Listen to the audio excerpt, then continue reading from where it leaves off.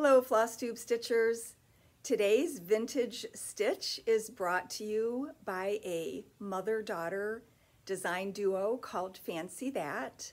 They are no longer in business, but the mother lived in Ohio and the daughter was out west, and we were very proud to have so many Ohio designers at that time. This chart is dated 1996, and it's called Heavenly Honeybee.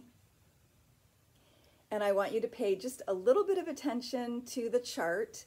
Notice the color of the fabric and the color of the writing and all of the buttons. And then there's a couple other motifs that will not show up on the finished piece. And I have a story to tell about that. So it wasn't stitched by me. It was a gift one year from my secret stitching buddy in our evening stitch group through the Medina Needlework Guild. And so this is what I got with a letter. So notice the lighter fabric and the darker lettering and the missing motifs, and then there's some smudges or shadowing right there that she will talk about. I had discovered the stitched piece when I reorganized my craft room last winter, and randomly I found the letter last night that came with it. It happened to be in a bin of memorabilia and things I wanted to save, I guess, from that period, but it was with a lot of family stuff, so I was surprised to see this letter in there because it wasn't with the stitched piece, and I thought, oh my gosh, this is the perfect timing to talk about this. So anyway, I'm gonna read the letter to you if you don't mind. And Kay was a teacher, is a teacher. I think she's still a teacher. I don't know if she's retired yet or not. We only communicate through Christmas cards now. Our stitch group broke up a number of years ago, and so a few of them are still customers, a few moved away, and a few still communicate through Christmas cards. So anyway, she had quite the sense of humor. So this was her letter. Shelly. I had problems with this piece, starting with fabric selection. The shop I patronized did not have coffee bean linen. Of course I couldn't visit Just Stitching. That would be way too obvious. This linen looked pretty good with the overdyed floss, so I accepted it as a substitute. I started stitching and was going along pretty well until I got to the light squares on the checkerboard pattern. The color they suggested was a putrid gold. Not acceptable. I substituted. The lettering was supposed to be the same color as the angel's shoelaces. It didn't show up well. I had run out of the brown and had to make another trip to the other store. That was yesterday. Until last night, the fat bee and the bee string were included. I decided the piece didn't look balanced, and at 8 o'clock last night, took them out. I should add that I had already stitched the bee string twice. The first time I did it in double ply floss and it looked too heavy. The second time I did single ply and it still looked too dark, not balanced. I decided the focus should be her face, and with all that black down around her feet, your eye went right to the black. I don't like the shadow the black floss left on the linen. Would washing the piece remove that? I was afraid to wash the overdyed floss. Perhaps you would like to include the special buttons pictured on the pattern. The buttons could be glued on top of the unsightly shadows. Of course, I could not purchase them because, well, you know, the shop I visited did not carry these embellishments. Anyway, I don't consider this piece finished, but don't know quite what to do with it. I mounted it but didn't go any further because I thought you might have an idea or solution. Anyway, I stitched this thinking about you and your kitchen. Hope you like it. Happy birthday, a little early, your friend, ?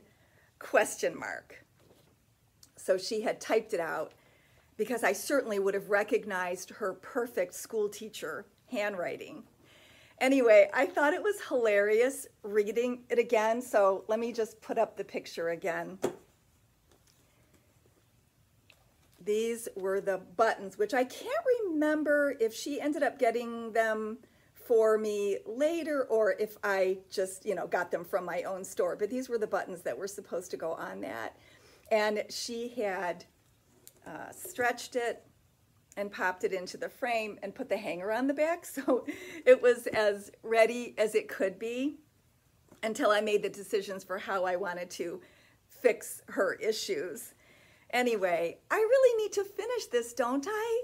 I feel really bad. I don't remember what year this was. It was after 1996, but you know, I don't remember how many years after it was, but I feel really sad that I never finished it and hung it in my kitchen. I know how to stretch, so I can unpin this and pin it back again once I sew the buttons on. I did want to make a comment about sewing buttons on after something is stretched. It is possible, but it would be tedious in this case because of the shape of the buttons. They're very three-dimensional, they're not flat, and also because of the quantity of them. But you can actually take a heavy-duty sharp needle and actually go right through the foam core and sew something on if you needed to after the fact. But in this case, I think I would probably just unpin it. So that's going to be a goal of mine, and I might have to take a picture of the finished piece and send it to her. Anyway, that's my story of Heavenly Honeybee. All right, I have a finish for this week, which is also a bee design, which is why I thought finding that letter was perfect timing. So I snuck this in. This wasn't planned, but it was in my stash of bee designs. Stay Bumble by Heart and Hand. And this came out in when? 2019. So I've had it put aside for a while. I did not buy the finishing pack because I have trims and I have other fabrics, so I didn't specifically buy that. But the chart did come with the little wood flower button. So I stitched it in 3 nights. All right, and here's my finished piece. I made 2 slight color changes due to the dye lots that I had at home and based on the fabric color that I chose. This is a 36 from R&R probably, although it wasn't marked in my remnant stash at home. And the wings were supposed to be done in khaki mocha, Classic Colorworks, and mine was completely beige. So it wouldn't have shown up and it didn't much look like bee wings to me, so I changed it to bamboo. Now this was the old bamboo because it still has the Crescent Colors label.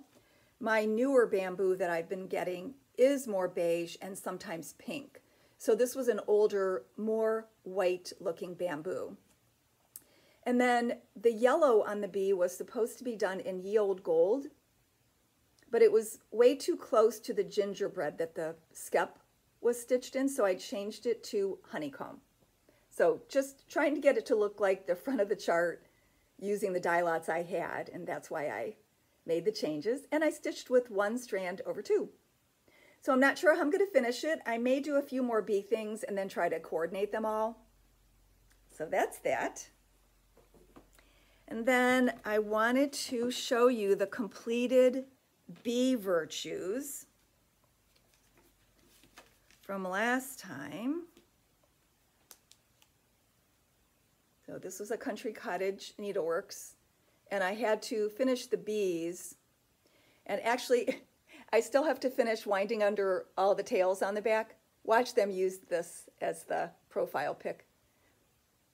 But anyway, that's the tedious part, because what I do for some of these little areas is, if you remember, I stitch with 1 strand and I go over it twice so that I only have 2 single tails at the end, and then I wind them close to each other, tie them in a knot, and then wind them around so there's less floss on the back. But Christina France had asked a question 2 videos ago about if I could explain why I put the Q-snaps on like this. And I think she said that she has never used a Q-snap, so she was just curious.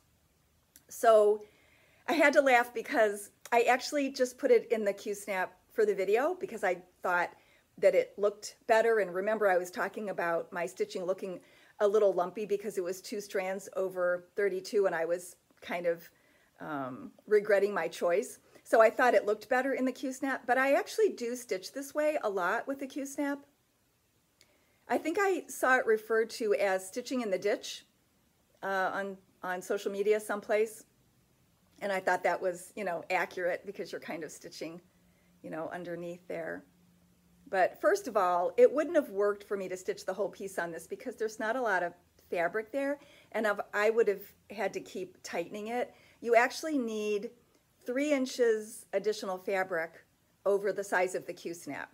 So say your Q-snap was 8 by 8, your piece really should be 11 by 11, or it doesn't stay taut. You could put strips of fabric or strips of paper toweling there, but just as a general rule, it's nice to have 3 extra inches. But the main reason I do it is because where I'm touching it, imagine there was extra fabric here too, wherever I'm touching it is the back side of the fabric. So it tends to keep it cleaner. And as this was stitched on hand-dyed fabric with hand-dyed floss, I would probably choose not to wash it unless something disastrous had happened. I also think it would be easier to wind your tails under on the back. It's easier to get to when the back side is flat than if you had to fight with the bars of the Q-snap. So if that makes sense. Anyway, so I wanted to show you that because that was finished. Oh, and somebody on Instagram had asked me, I had mentioned changing some of the colors, and I actually added some overdye that had originally been just DMC. So the light blue color I changed to Cool Azul from Classic Colorworks, and the darker blue is Morning Glory. Yes. So I don't think I mentioned that last time. Alrighty. And then, okay, let's get organized here. Oh, and I guess I forgot to bring a second whiteboard to show you. My current whip is Winter Salt Box from Pinker and Pumpkin Quilting. She has a blog spot with tons of free charts.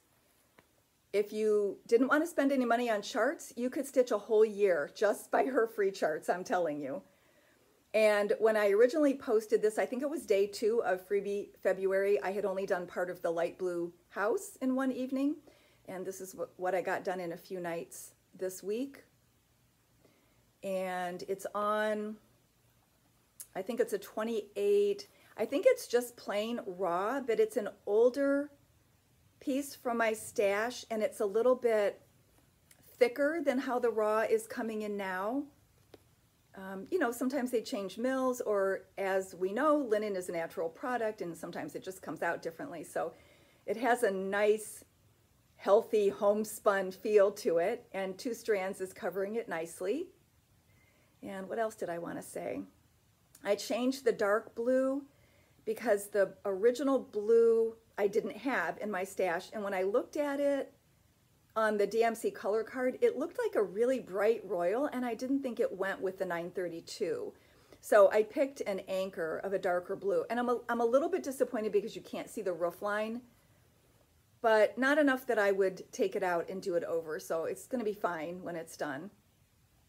So I wanted to give you a few stats from Freebie February because you know I've started some new projects along the way, and I probably shouldn't have. So there were 28 days in February, and I had shown 5 already fully finished pieces. So eliminate those. And then 6 of them were so small that I finished them in one day.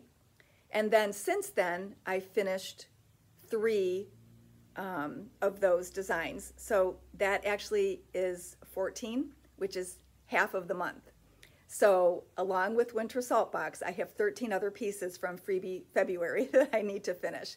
Most of them are smaller, so I think they can be accomplished. I just need to put my mind to it.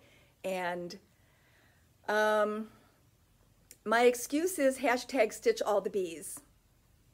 I'm sorry. I just have to keep throwing in these bee projects. So, okay, what else? Oh, I know what I forgot to show you.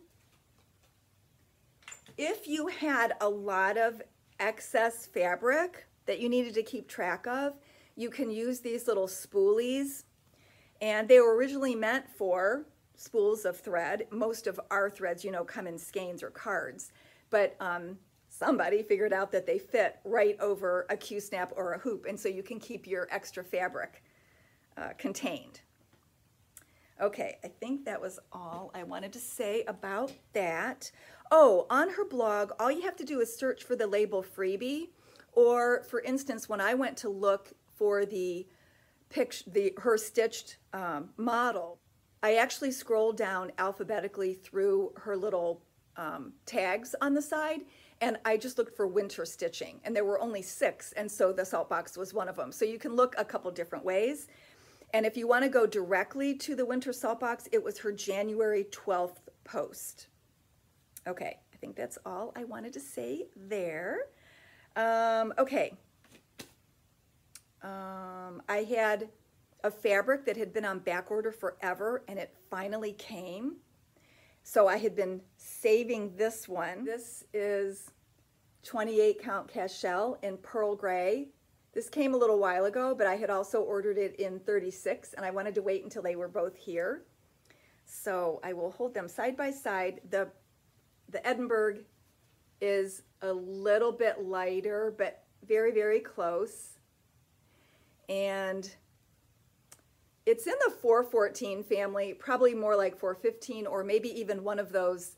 Is it number 2 or number 10? There's some grays in that low number system that DMC came out with a couple years ago. And I was really happy to get it in 2 other counts, because for the longest time it was only available in 32 Belfast. And it was such a pretty color. I couldn't understand why they weren't bringing it out in other counts. So they finally did. So that was really the only new thing that came in. I think everyone's saving their things for Needlework Expo, which is next weekend. So if you're not already following Needlework Expo on social media, you should, because she is reposting, she meaning Janice Note of Noteworthy Needle, who is the sponsor of this online show.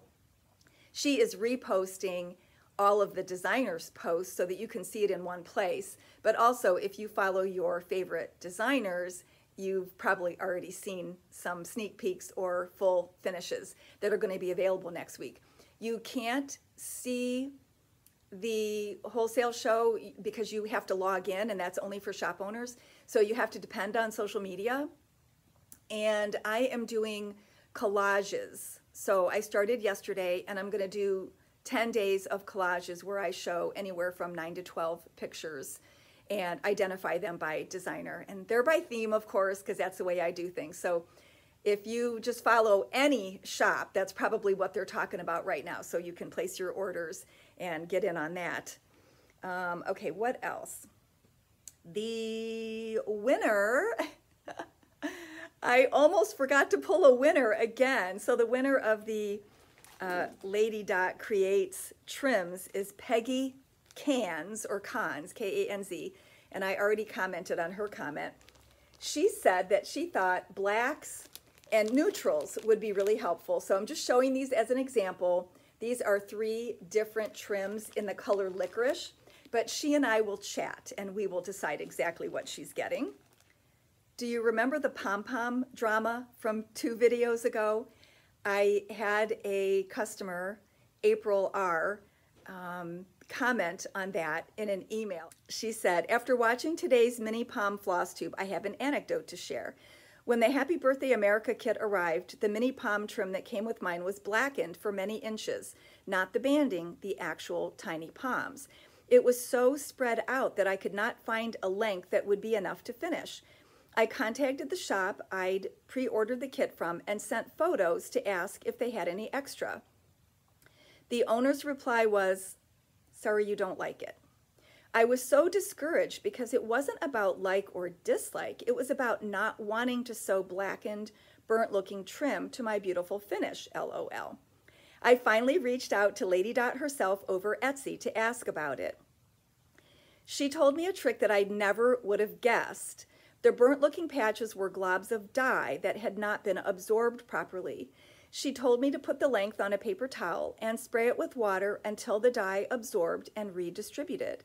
I sprayed it, rolled it over, sprayed it again, moved it to a clean area of the paper towels, etc.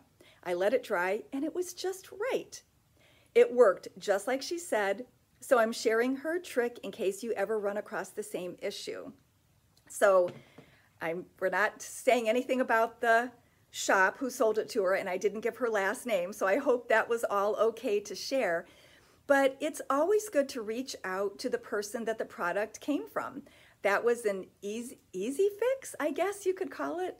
At least it came from somebody who has experience dyeing, and she didn't have to buy new trim. She was able to fix it herself. So I thought that was great that she shared that trick, because we're really all here to help each other enjoy our hobby better, right? Okay, thanks to April for sharing that. So I'm not going to do a giveaway this time because next weekend I will probably be way too busy shopping to do a video, and then the following week I may do a new product parade video instead of a live talking one. So we'll hold off on that for a while. Okay, I guess that's it for today. Thank you so much for watching. I appreciate all of you who come back week after week and make nice comments even if you're not trying to win something. And also people that say they're new, welcome, and I'm so glad that you're part of our stitching community. And pay attention to hashtag Needlework Expo, and we'll see you soon. Bye-bye.